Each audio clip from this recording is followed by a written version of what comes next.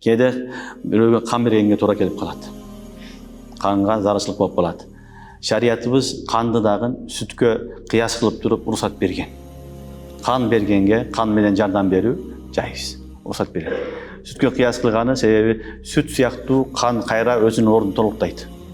Эненин сүтү бала эмгенден кийин Аллах субханаху таала кайра ошол канды сүт кылып берет. Ошондой эле канды бергенден кийин Аллах субханаху таала кайра сенин ичиңден не кылат?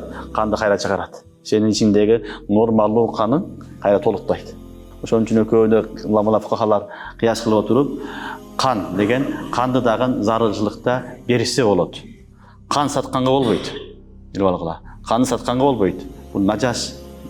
Бирок канды бирөөгө зарылчылык болсо, жардам катары берсе болот. Эгерде канды таппай жатсаң, бирөө жардам катары эч ким бербесе, бир гана акчага сатам десе, анда акчага сатып алса болот.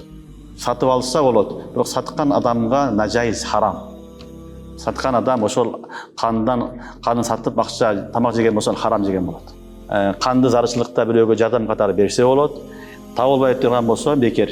Анда акча менен сатып алса дагы жайыз. Бирок тигиге саткан адамга акчасын жеген халал эмес, тайып эмес.